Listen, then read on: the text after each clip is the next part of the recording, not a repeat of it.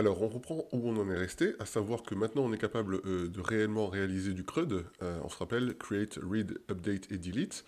Ça c'est très bien, mais il y en a parmi vous qui doivent se dire, ok bon, c'est bien ce que tu nous as appris, Guiane, maintenant on est capable de réaliser nos propres REST API, mais qu'est-ce qu'on va faire avec ça? On l'a pas encore utilisé, certes on a été capable de l'utiliser dans Postman, mais pour l'instant nous, ce qui nous intéresse c'est surtout au niveau de l'application. Donc ok, super, on va essayer de voir un petit peu comment est-ce qu'on peut l'utiliser dans l'application. Et si vous vous rappelez un peu, là où on en était resté au niveau de notre application, c'était donc dans main.py, lorsqu'on était sur la partie T-Logic. Vous vous rappelez cette partie T-Logic qui est située... Alors je vais faire un peu de place d'ailleurs ici. On va fermer un petit peu l'élément de migration. Ici, on va fermer les méthodes get, post, etc. parce qu'on a compris que du coup on est capable de les obtenir. Ça c'est notre page Toto, ça n'existe pas. On va revenir ici sur l'écran d'accueil. Et puis, qu'est-ce qui nous manque ici? Donc Django REST Framework, on garde la doc ouverte. Django Papay, on garde la doc ouverte. Transcript, on garde la doc ouverte. Ça, on n'en a pas forcément besoin pour l'instant, mais on va quand même le laisser ouvert pour l'instant. On va donc repartir à partir de là. Ok, donc nous on sait que quand on est dans fonctionnalité, on est capable actuellement de venir fetcher. Donc quand on vient y cliquer sur le plus ici, on est capable de venir fetcher de la data qui vient de notre fameuse Swappy, donc on avait dit Star Wars API. Maintenant qu'on a notre propre capacité en fait à venir récupérer de la donnée depuis notre API qu'on a créé, ben, ce serait peut-être intéressant de venir tester si on est capable de venir la récupérer en réalité. Donc ici on se rappelle, on avait notre appel à Axios via la méthode await et la méthode async de Python qui est l'équivalent de ce qu'on aurait fait avec un async await en JavaScript, eh bien c'est parfait, on va pouvoir tester ici si nous on est capable de venir récupérer non pas depuis swappydev comme c'était le cas auparavant, donc on va venir ici prendre ça, on va le mettre à droite juste pour se rappeler que du coup, hop, je vais faire ici un commentaire, et on va se rappeler que du coup on est capable de venir ici, ça c'était ok, ça fonctionnait, ok, par contre du coup est-ce qu'on est capable nous de venir récupérer maintenant depuis nos propres API? Alors on se rappelle que la méthode get ici, pour venir récupérer tous les humans, c'est ce chemin-là. Donc du coup, je vais faire un copier depuis Postman de ce chemin. Je vais le mettre ici en lieu et place de ce qu'on avait au niveau de Swappy. Et on va regarder d'abord si on est capable de venir récupérer quelque chose à ce niveau-là. Donc ici, on voit bien, on a une adresse http://localhost 2.8000 all humans API. Je vais faire un sauvegarde, et ici, je ne vais pas oublier bien sûr de relancer mon serveur de développement côté JavaScript, côté transcript. Alors du coup, la compilation est en train de se faire, elle est réalisée. On va recharger ici la page et on va regarder ce qui se passe lorsque je clique sur le plus. Alors je clique sur le plus, et là, qu'est-ce qu'il me dit? Il me dit, ok, j'ai bien vu que tu m'as fait une demande, j'ai ici une promise, mais par contre tu me demandes quelque chose que je ne peux pas réaliser dans la mesure où ici j'ai un problème de course policy. Donc ça, ce course policy, c'est lié à ce qu'on appelle ici Django. Ici, on va taper Django-cors-headers. Django Course Headers. Donc c'est un package pip qu'on va installer. Comme ça, du coup, ça nous permettra en fait de limiter le genre de problème qu'on peut avoir avec des problèmes course. Donc des problèmes de course, c'est ce qu'on appelle des cross-access sharing. Donc du coup, en fait, ça veut dire que du coup, on a essayé d'accéder à de la donnée qui est sur un serveur, sur un certain site, depuis un autre site. Et ça peut être considéré comme étant une tentative d'intrusion de notre site web par un hacker.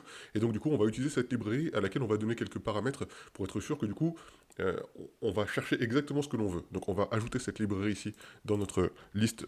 Donc je vais couper ici notre serveur de développement sur Django. Je vais faire ici CTRL-SHIFT-V concrètement pour faire ici un pip install Django-cores-headers. Donc je clique bien sûr Entrée. Là, il est en train d'installer Django Core Headers, et on va suivre la documentation, mais c'est tout simple, hein, il n'y a pas grand-chose à installer. Ici, on rajoute juste dans les installed apps, comme on commence à être habitué. Donc on retourne ici dans Settings tout en haut, euh, hop, Settings tout en haut, on va dans Install Apps, on sait que c'est une third party, donc du coup on fait CTRL-V ici, CTRL-ALT-L bien sûr pour remettre en page. On va continuer avec la documentation, regardez ce qu'il nous demande d'autre ici. Il nous dit, ok, j'ai aussi deux éléments de middleware que je vais te demander de rajouter. Donc il nous dit, il faudrait que je rajoute ici, you will add a middleware class to listen in response. Ok, d'accord. Donc là, on voit qu'on a Django middleware command middleware, que normalement on a déjà.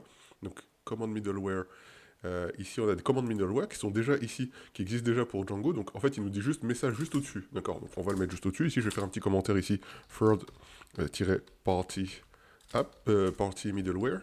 Comme ça, je suis encore une fois clair sur le fait que c'est moi qui ai rajouté ce middleware-là. Et du coup, je ne vais pas avoir besoin de copier celui du dessous, mais juste celui qui est ici. Le callsheaders.middleware.callsmiddleware. Donc, je vais faire ici un CTRL-V tout simplement. CTRL-ALT-L, bien sûr, pour remettre un petit peu tout ça en page, en forme. Et puis, normalement, on devrait être pas mal pour ce qui concerne les premiers paramétrages. Il y a un deuxième élément, enfin un troisième élément qu'il faut paramétrer ici, qui est la configuration. Donc, en fait, on nous donne trois possibilités. Django Core Headers nous donne trois possibilités. Le premier, c'est de faire en fait on autorise toutes les origines. Donc pour l'instant, puisqu'on n'est pas en train de se casser la tête, on est en train de faire des tests, on va autoriser toutes les origines.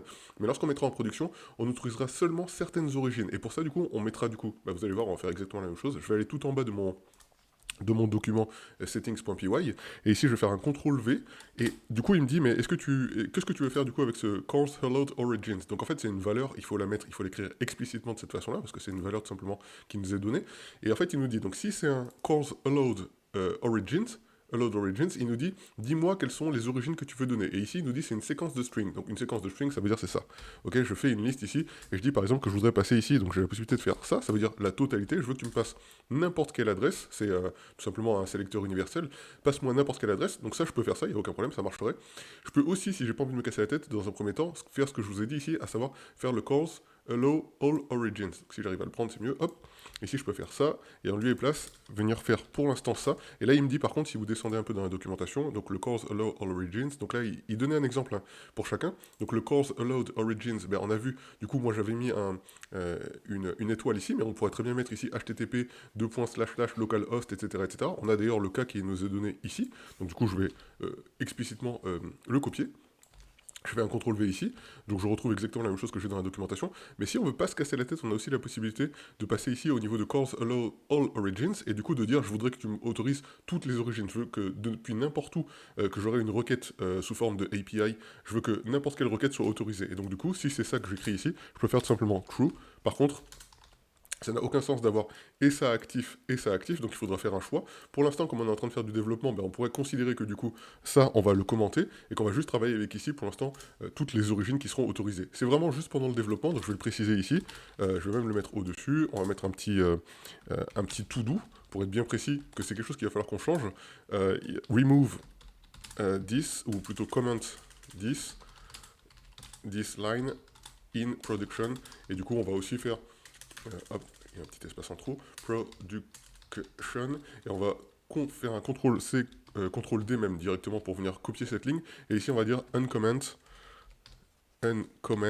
this line in production, d'accord? Donc en fait on comprend bien ici, et je vais même ici être encore plus explicite, on va dire que ça ce sont les CORS policies, donc comment est-ce qu'on dit ça en français, je sais pas, mais en fait les conditions de CORS, donc quelles sont les règles de CORS, ok?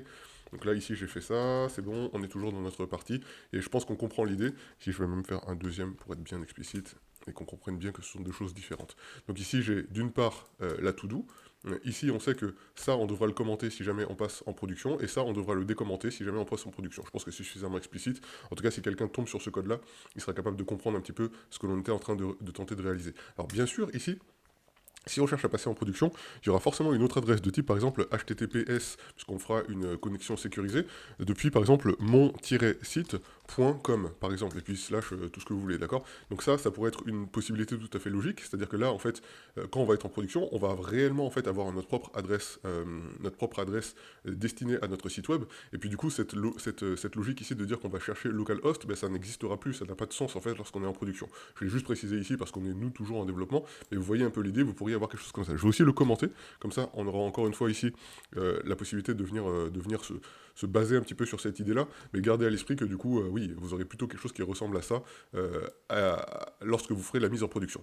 Donc du coup, maintenant qu'on a installé ces conditions au niveau de CORS, on va tout simplement ici relancer notre serveur, donc python free manage.py run server. Là, on ne devrait pas avoir de soucis. Et puis, on va refaire une tentative sur notre site et regarder un petit peu ce qui se passe. Donc, je recharge ici la page. Et on va refaire ici une tentative de course. Ici, je fais un appel en cliquant dessus. Et qu'est-ce qu'on voit? On voit qu'on a une data avec 3 éléments. Qu'est-ce que ce sont que ces 3 éléments? Eh bien, ici, on voit bien 0 pour l'id 0. Ici, on a un premier élément. Donc, l'élément commence toujours à l'indice 0. Qu'est-ce qu'il contient, cet élément? Eh bien, il contient un âge de 39 ans, un first name Guyane et un ID de 1. Et de la même façon, ici, je vais avoir le second élément à l'indice 1. Âge 30, amour au niveau du first name, l'ID 31, et puis bien sûr, je devrais trouver Caroline ici. Caroline, 24 ans, avec l'ID 36. Et donc là, concrètement, en fait, on est capable, à partir de maintenant, de 1, être capable de faire nos propres API, 2, être capable de venir les fournir au monde entier, et 3, être capable de venir les récupérer grâce à notre Django Papa ici et à Transcript. Et donc concrètement, si on regarde bien ici ce qui se passe, on a réussi à partir de quelque chose dont on savait ici qu'on était capable de le récupérer parce que tout simplement c'était quelque chose qui était créé déjà pour nous, eh bien maintenant on a réussi à récupérer explicitement la donnée que nous on a été capable de créer. Et ça va être super important parce que pour l'instant il y en a certains d'entre vous qui se disent ok, je comprends pas trop où est-ce que tu veux nous emmener Guillaume, ok tu nous apprends plein de trucs, mais concrètement nous avec le form on était déjà capable en fait de venir récupérer de la donnée, de venir afficher de la donnée côté utilisateur, etc. Oui on était capable de faire ça, ou même de créer un nouveau human, ça on était capable de le faire. Mais pour faire ça il fallait à chaque fois, je sais pas si vous avez noté ça, il fallait, il fallait à chaque fois que la page se recharge. Et en fait vous savez quoi, on va tout de suite faire un petit truc. Je sais pas si vous vous rappelez dans les views, on avait tout en haut ici un formulaire qui était sur GetIndex. Donc pour l'instant, GetIndex, ça nous renvoie ici à boîte et idées.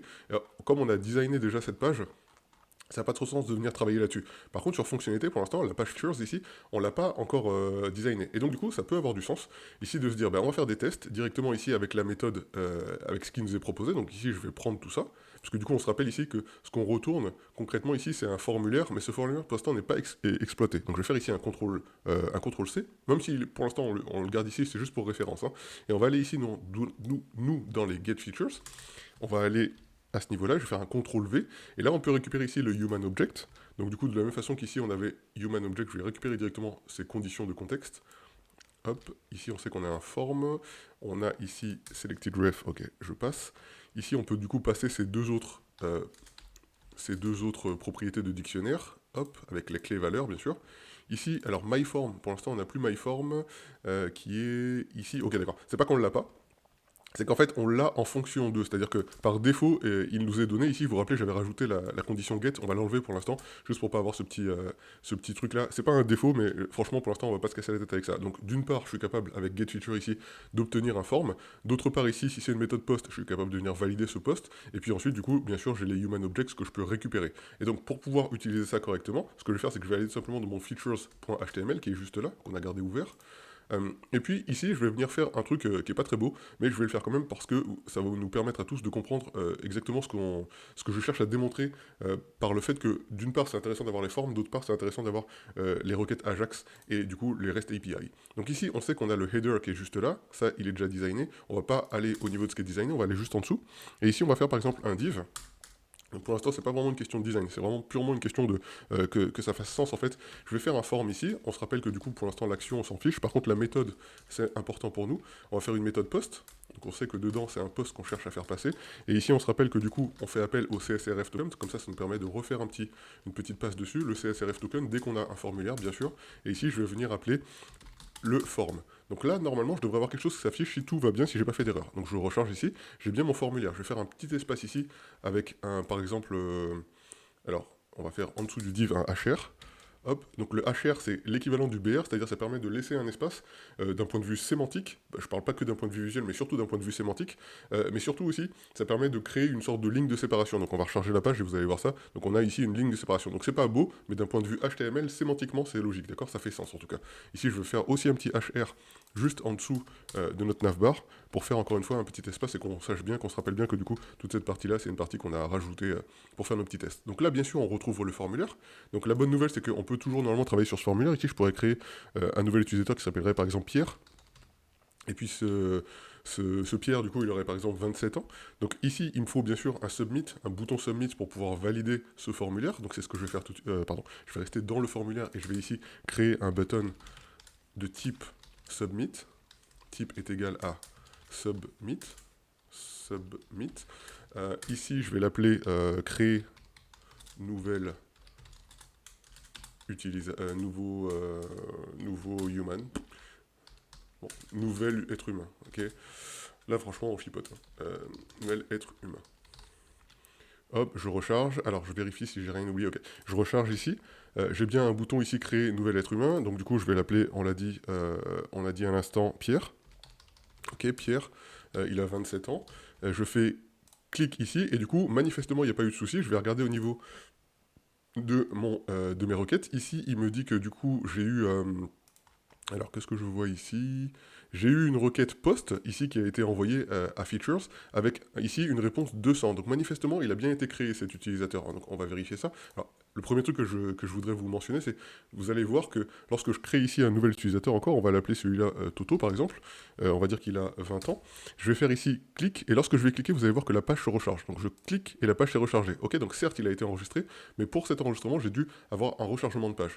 Donc ça, c'est la méthode, on va dire, qui permet de travailler avec la partie serveur. Donc le form, lui, il travaille vraiment pour purement implémenter la partie serveur. On reste dans Django de façon complètement fermée et c'est super en termes de sécurité, d'accord?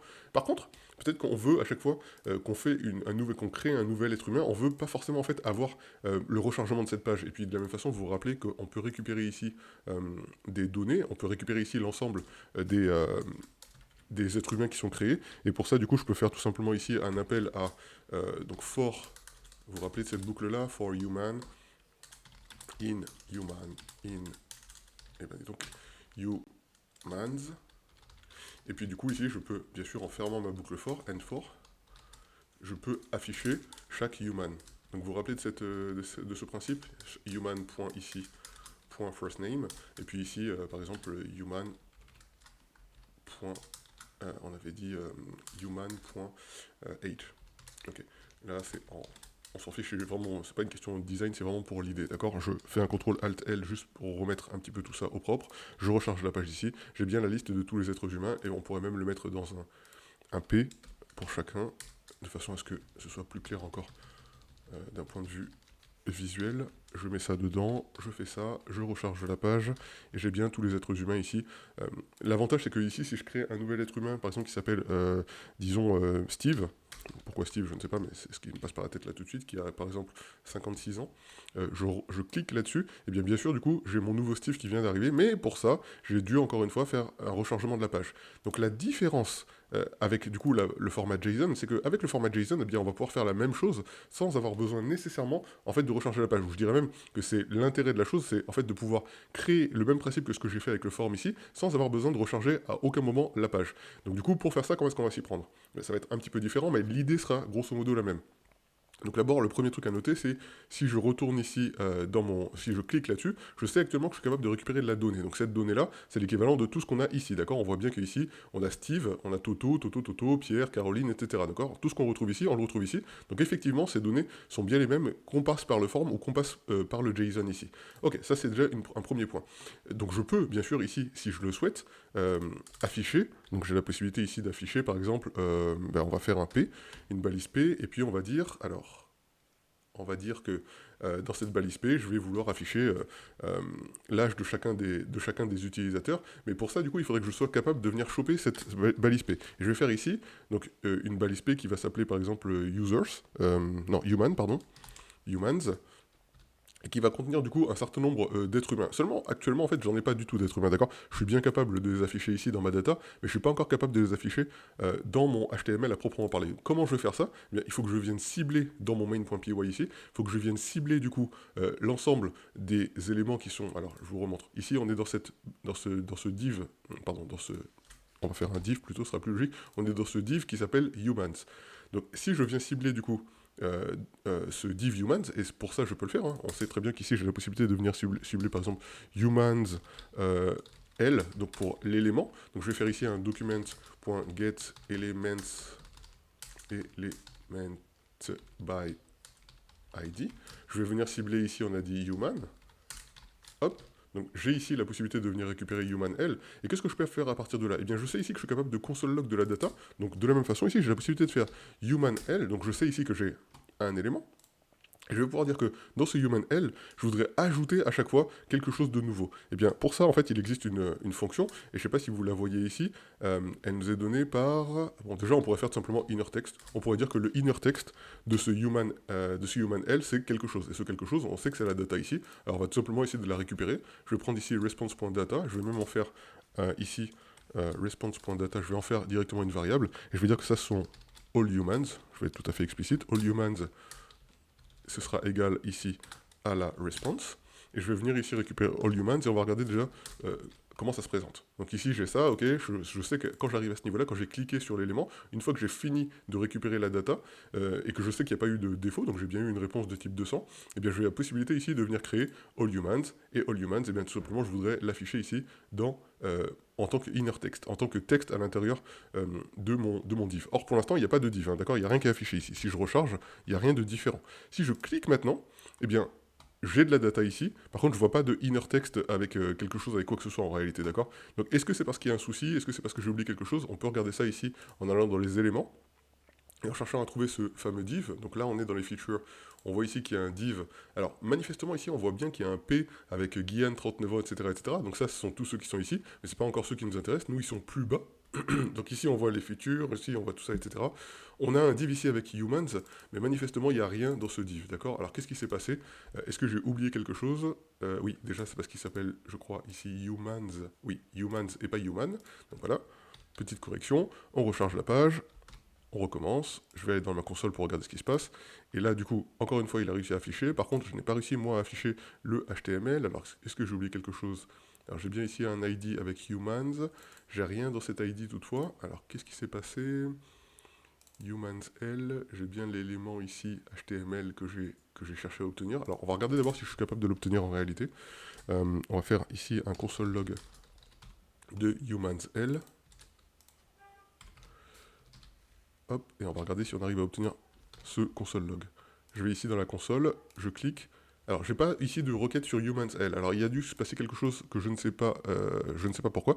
Mais ici, on va fermer tout simplement, on va arrêter notre serveur de développement. Voilà, exactement. Et bien, c'est bien ce que je pensais, c'est exactement ça que je voulais vous montrer depuis un petit bout de temps. Je vous avais dit, parfois, vous verrez en fait que si vous faites du code qui est trop, voilà, sur lequel vous faites trop d'erreurs lorsque vous êtes en train de coder, vous risquez d'avoir un petit bug et du coup, ici, votre serveur de développement côté JavaScript, côté transcript, risque de planter. Et bien, pour éviter ce genre de problème-là, ce qu'on va faire, c'est qu'on va tout simplement fermer cette fenêtre. Hop, je vais rouvrir ici avec un contrôle Shift T pour ouvrir la fenêtre au même endroit. Donc ici, on sait qu'on est, si je fais un ls, j'ai aussi mon vianv et puis mon vianv 3.9.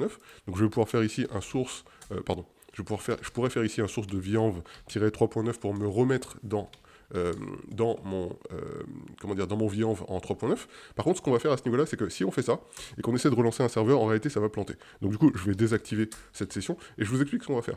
Là, ici, il y a une commande que je vais vous passer, que je vais vous montrer carrément en fait en réalité, qui permet en fait de résoudre ce genre de problème-là. Donc cette commande ici, si moi je fais un kill 80-80, donc c'est juste un raccourci que j'ai créé depuis mon bash. Si je fais un kill 80-80, eh bien j'ai la possibilité en fait de venir fermer en fait des éléments qui sont actuellement en train de fonctionner. C'est-à-dire qu'il y a eu un serveur de développement qui était en 80-80 qui était en train de fonctionner, il a planté, je voudrais le fermer pour pouvoir relancer une nouvelle session. Donc du coup je vous demande juste un instant et on va faire un truc, je vais vous montrer en fait la commande que que je vais vous recommander en tout cas d'utiliser à partir de maintenant si vous avez ce genre de soucis. Donc c'est quelque chose qui peut arriver, c'est toujours bien d'avoir cette commande sous les pattes.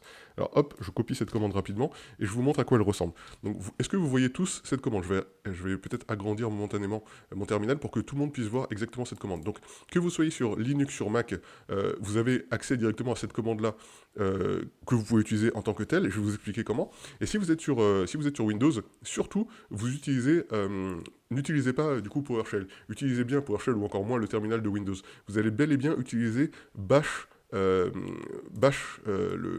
terminal de Bash qui vous est fourni par notamment le Git. Donc Git Bash vous permet d'avoir des commandes qui sont exactement les mêmes que celles qu'on réalise nous quand on est sur Linux ou sur Mac. Et du coup, vous pouvez tout à fait en fait venir utiliser cette même commande que nous lorsque vous êtes sur Windows à partir du moment où bien sûr vous êtes sur un terminal avec Git Bash.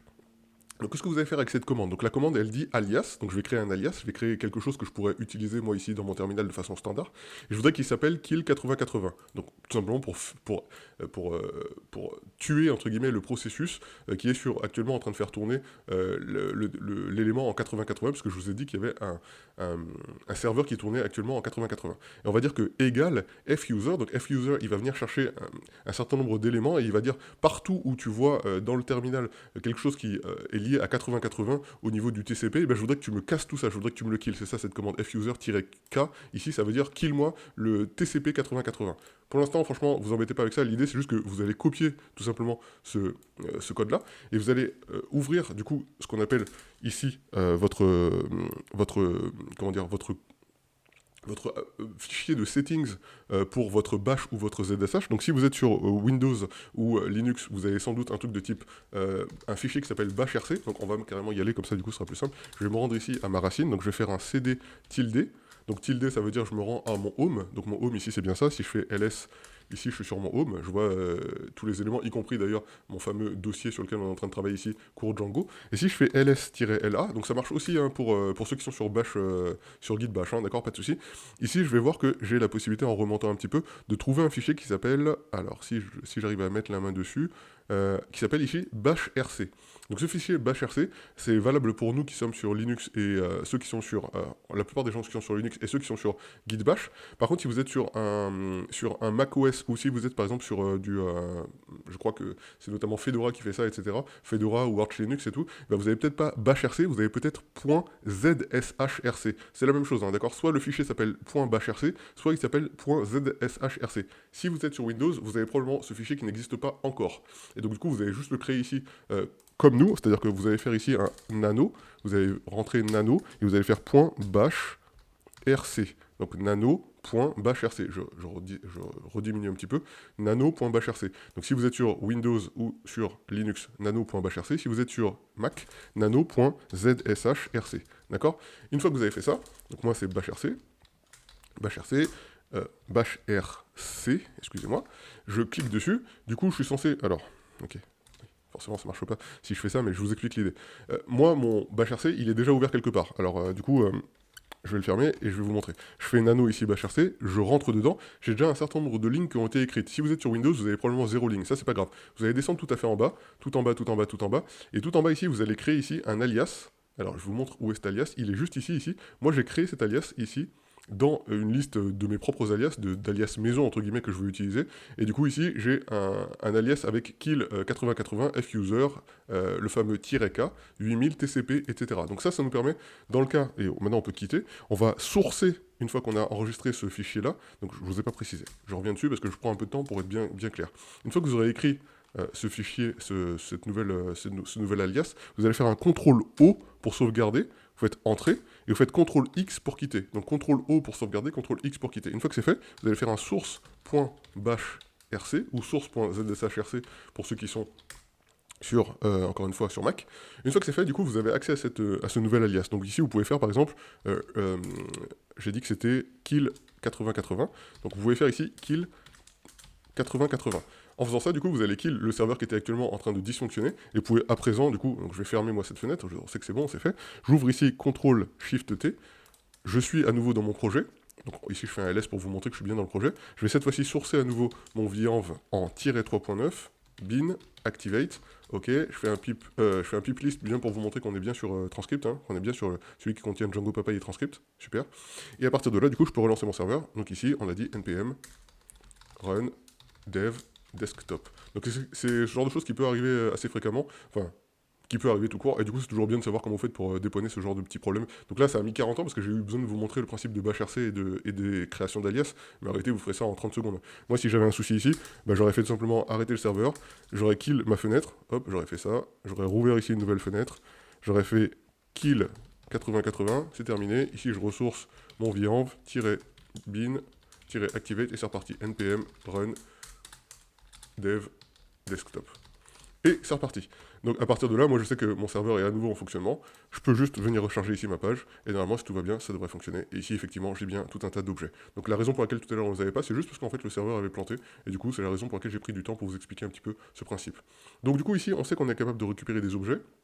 Maintenant, les objets qu'on récupère, on les récupère de façon complète, c'est-à-dire on n'est pas ici précis en disant je voudrais que tu mettes quelque chose en particulier. Donc le settings, on s'en fiche. Par contre, dans le main.py, vous vous rappelez ici, on a dit qu'on voulait passer all humans directement au humanl inner.text, enfin .innertext. Bah, le problème en fait, c'est qu'en réalité, ça c'est un peu bourrin. Ok, ouais, certes, on est capable de passer tous les objets, mais on les passe ici sous forme d'objets, c'est un peu moche en fait. Nous, ce qu'on aimerait bien, c'est d'abord avoir plusieurs objets sur plusieurs lignes, et puis aussi avoir du contenu réel, c'est-à-dire ici, au lieu de dire juste que c'est un objet qui contient plein de choses, on aimerait peut-être en fait dire le first name c'est ça, etc., etc. Donc du coup, comment est-ce qu'on va faire ça? Eh bien, d'abord, le premier truc, c'est que j'aimerais bien ici venir vérifier si en faisant ici un appel à first name, je suis capable de venir le récupérer uniquement lui, au lieu de récupérer l'objet complet. Je vais ici recharger, pardon, je vais cliquer. Ici, on a toujours sous forme d'objet, alors je regarde juste si le serveur n'a pas planté, ok. On a toujours sous forme d'objet, et pourquoi du coup? Parce que normalement, j'aurais dû ici, avec le first name... Ok, le serveur, on sait qu'il a rechargé, on le laisse faire cette embrouille. Je recharge ici la page, je vais juste tester, et j'ai undefined ici. Ok, il me dit undefined, il connaît pas du coup cette référence que je fais à allhumans.firstname, et c'est normal parce que allhumans en réalité il y en a un paquet. Donc ce que je devrais faire ici, plutôt que d'écrire ça de façon un peu bourrin, c'est venir faire une boucle for. Donc là on est toujours dans Python, je vais faire une boucle for human in humans, et dans ça, je vais venir dire que je voudrais créer par exemple une liste. Donc on va juste au-dessus ici faire une liste. Humans list ou humans first name list. Donc ça va être une liste qui va être vide. Hop, je fais une liste vide. Et ici, je peux dire que je voudrais venir donner à humans first tac .append. Donc ça, c'est du pur Python. Hein. Je suis juste en train de vouloir rajouter à chaque fois un nouvel élément à cette liste. Et je veux dire que du coup, je voudrais passer ici human. Et si je veux être super propre au niveau de mon Python, je peux écrire ça entre crochets ici et dire first underscore name. J'ai le droit de faire ça, d'accord? Je peux passer ce paramètre de cette façon-là, mais je peux aussi tout simplement, si j'ai pas envie de me casser la tête, dire qu'en fait je sais que c'est à ça que ça ressemble dans mon JavaScript, et du coup que je voudrais le récupérer comme ça. Alors les deux sont vrais, il n'y a aucun problème. Là par contre j'ai passé humans alors que c'est, pardon, all humans. Hop, ce sera plus propre si je fais ça. Et ici cette fois-ci j'ai le droit d'afficher mon inner text, au lieu que ce soit all humans, je voudrais que ce soit ma liste ici. Et donc je vais passer ça ici sous forme de liste et on va regarder un petit peu ce que ça nous renvoie. Donc je vais attendre que le serveur ait terminé. Ok, il a terminé. Je recharge la page ici. Ok, je vais venir ici cliquer, et qu'est-ce que j'obtiens? Eh bien j'obtiens bien les différents prénoms, c'est-à-dire Guyane, Amour, Caroline, etc. Alors pour l'instant, bien sûr, c'est pas du tout formaté, mais l'idée c'est de dire que j'arrive déjà, en fait, à récupérer des données et pouvoir les afficher ici à partir de quelque chose qui était vide. Je rappelle que pour l'instant, si on regarde dans notre HTML, le HTML ici, il a juste un simple div avec un ID humans, il n'y a rien dedans. Hein. Au moment où on récupère du coup cette page, en fait, il n'y a rien dedans. C'est juste qu'au moment où on va cliquer sur ce plus, eh bien on va être capable de venir récupérer de la donnée qu'on va pouvoir ensuite afficher là-dedans. Et du coup, c'est comme ça qu'on va pouvoir au fur et à mesure travailler avec la partie transcript qui est censée créer du coup du JavaScript. Mais nous, on a vu que ici, c'est vraiment du Python pur qu'on est en train de coder. Hein. Je répète, hein, ici, c'est un for tout à fait standard en Python. Ici, on vient créer du inner text toujours dans notre fichier Python, etc. Et on décide juste en fait de fournir ces données-là. Donc là, on est en train de faire des avancées qui sont assez importantes. Pour l'instant, ça paraît pas très stylé et vous vous dites, waouh, tout ça de travail juste pour ça. Mais en fait, c'est parce que là, je prends du temps pour vous expliquer ça. Moi, c'est quelque chose que j'aurais fait en 4-5 minutes maximum, d'accord? Donc du coup, on s'arrête ici pour cette session parce que c'était une grosse session avec l'histoire du BashRC, du ZSH. Et du coup, on se retrouve pour la session suivante où on va réellement essayer de mettre tout ça un petit peu en forme. Allez, à tout à l'heure.